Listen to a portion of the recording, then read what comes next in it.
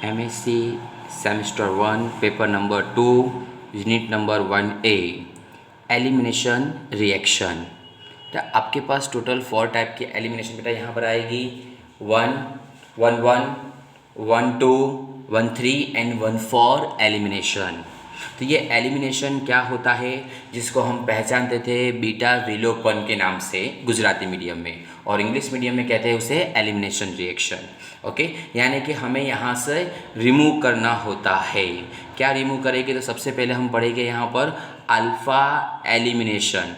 Alpha किसे कहते हैं कि भाई जो फंक्शनल ग्रुप है हमारा एक्स मेन फंक्शनल ग्रुप है, attach the carbon, this is a alpha carbon, next carbon is beta, next gamma, delta carbon. Okay, तो functional group attach the carbon is alpha carbon. तो first of all alpha elimination, this definition of alpha elimination is 2 atoms और group, this 2 atom और different group भी हो सकते हैं।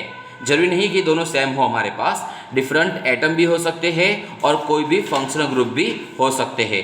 Are remove यानी इसे क्या करना है, हमें दूर करना है from the same atom, it is also known as 1-1 elimination. यानी कि functional group at is the carbon, this is carbon number 1, this carbon number 1 is 2 atom is remove। Okay, तो फर्स्ट ऑफ ऑल बेटा ये 2 को हमने remove कर दिया है, तो हमें क्या मिला यहाँ पर, कार्बीन। तो इसमें हमें रिमूव कर दिया था हमने एक्स वाई को। तो देखो ये रिएक्शन बेटा किस तरह से हम उसका एक दूसरा एग्जांपल लेते हैं। फ्रॉम एग्जांपल्स क्या लिखा गया है यहाँ पर, Cl and H। Okay, this Cl is a functional group, this functional group attaches the carbon alpha carbon, this alpha carbon is react with NaOH, this NaOH is first of all this site is H and this site is OH, remove of H2O, and this site is Na and this site is Cl, remove of NaCl। तो बेटा बाकी क्या रहेगा हमारे पास, कार्बिन, जिसे alpha number का जो carbon है वहां से लूज रिमूव कर रहे हैं हम या लूज कर रहे हैं, इसीलिए उसे क्या कहते हैं हम, अल्फा एलिमिनेशन रिएक्शन कहते हैं। ओके, अब दूसरी बेटा इसी तरह से हमारे पास बनेगी यहाँ पर जो सेकंड बताई गई है आपके पास में से, बीटा एलिमिनेशन या इसे हम कहते हैं 1-2 एलिमिनेशन रिएक्शन भी कहते हैं। 1-2 क्यों कहेंगे, क्योंकि अभी हाल हमने आपको बताया था जो एक्स है वो हमारा मेन फंक्शनल ग्रुप है, तो this a functional group at is the carbon alpha carbon is first number carbon, second number carbon is beta, this is carbon number 2। Okay, तो यहां से बेटा हमें क्या करना होगा, बताया गया beta elimination reaction, loss of atom और group. Okay, this atom and this group, कोई भी हो सकता है, ये एटम हो सकता है, ये ग्रुप हो सकता है, या ये ग्रुप और ये एटम हो सकता है। तो इसे क्या करना होगा, हमें लूज करना होगा। तो ये दोनों कार्बन की वैलेंसी कैसी हो जाएगी, हमारे पास एक एक कम हो जाएगी, तो दोनों के बीच में क्या ऐड होगा, पाई बॉन्ड, जिसे हम 11th और 12th में कहते थे बीटा एलिमिनेशन रिएक्शन। ओके, तो लॉस ऑफ एटम्स और groups on it is also as 1-2 elimination और बीटा एलिमिनेशन रिएक्शन। ओके बेटा, तो अब दूसरा एग्जांपल हमने यहाँ पे लिखा हुआ है, दिस इज C6H5। पीएच का बेटा मतलब क्या होता है हमारे पास, C6H5 functional group it is the carbon alpha, second number carbon is beta, react with NaOMe। Me का मतलब होता है मिथाइल, Me का मतलब क्या है हमारे पास, मिथाइल, यानी कि हम यहाँ पर शॉर्ट में लिख सकते हैं NaOCH3।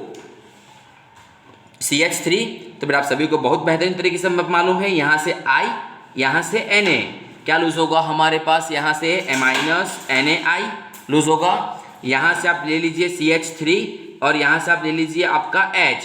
तो बेटा क्या लूज होगा पूरा आपके पास में से CH3OH। तो यहाँ से एक एटम लूज हुआ है, यहाँ से एक एटम लूज हुआ है, दोनों कार्बन ने अपनी अपनी एक एक वैलेंसी लूज कर दी गई है, तो दोनों के बीच में क्या ऐड होगा हमारे पास, पाई बॉन्ड। तो ये अल्फा और बीटा नंबर पर जा रहा है, alpha is carbon number 1, beta is carbon number 2, इसीलिए इसे कहते हैं 1-2 एलिमिनेशन रिएक्शन भी कहते हैं। नेक्स्ट बेटा हमारे पास बनेगी 1-3 यानी गामा एलिमिनेशन रिएक्शन। ओके, तो बेटा आपको अच्छी तरह से बेटा मालूम है इस रिएक्शन में first number and third number पे से क्या होगा, हमारे पास लूज होगा बेटा। तो first number and third number तो आपके पास बेटा कंपाउंड बताया गया है C1, C2 and C3, x और वाई। एक्स आपके पास मेन फंक्शन ग्रुप है, this function group attach the carbon alpha, this is beta and this is gamma. तो अल्फा और गामा पर से रिमूव होगा हमारे पास में से, तो दिस इज अल्फा कार्बन है जो 1 नंबर कार्बन है, और जो हमारे पास थर्ड नंबर कार्बन होगा वो कैसा होगा, हमारे पास गामा कार्बन होगा। तो आपको बेटा इसकी रिएक्शन करनी है। अगर हम इसको 2 टाइम बता सकते हैं, इसको 2 अलग अलग तरीके से। आपके पास सबसे पहले क्या बताया गया है यहाँ पर, नॉर्मली एक्स और वाई, यानी कि ये एक फंक्शनल ग्रुप है, कोई एटम है आपके पास, अगर चीज दोनों लूज होते हैं तो आपके पास बेटा बनेगा 1,3 डाई रेडिकल बेटा मिलेगा। ये रेडिकल क्यों मिला आपको, क्योंकि ये एक्स और वाई ने अपनी अपनी एक एक वैलेंसी लूज कर दी है और कोई जगह से लूज होती नहीं है, इसीलिए बेटा इस डॉट को हम क्या कहते हैं, फ्री रेडिकल, जिसको हम 11th में गुजराती मीडियम में कहते थे मुक्त मूलक। ओके, तो इस तरह से बेटा बनेगा हमारे पास में से।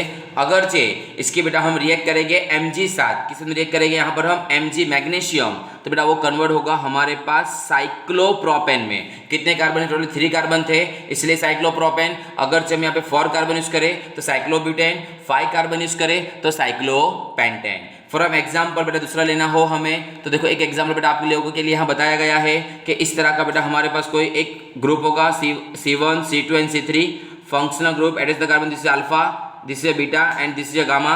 तो आप लोगों के पास बेटा ये N दोनों 2 लूज हो रहे हैं N2 के फॉर्म में, तो ये दोनों कार्बन पे क्या रह जाएगी, वैलेंसी कम पड़ेगी, तो क्या रहेगी बेटा हमारे पास में से फ्री रेडिकल। क्या रहेगा इस तरह से, फ्री रेडिकल, यानी कि CH2 free radical, CH2 and CH2 free radical. अगर चाहिए दूसरा एग्जाम्पल बेटा यहाँ बताया गया आपके पास में से C1, C2 and C3, functional group at the carbon alpha, this is beta and this is gamma. तो आप लोगों के पास यहाँ से Mg बेटा कैसा होता है, +2 होता है, Br -1 है, यहाँ Br -1 है, तो यहाँ से बेटा आप ले सकते हो बेटा Mg, यहाँ से Br और यहाँ से Br, क्या लूज होगा पूरा हमारे पास MgBr2, और दोनों की एक एक वैलेंसी लूज हो चुकी है, दोनों को जोड़ दीजिए आप, तो आपको मिलेगा साइक्लोप्रोपेन। इस तरह से बेटा मिलता है।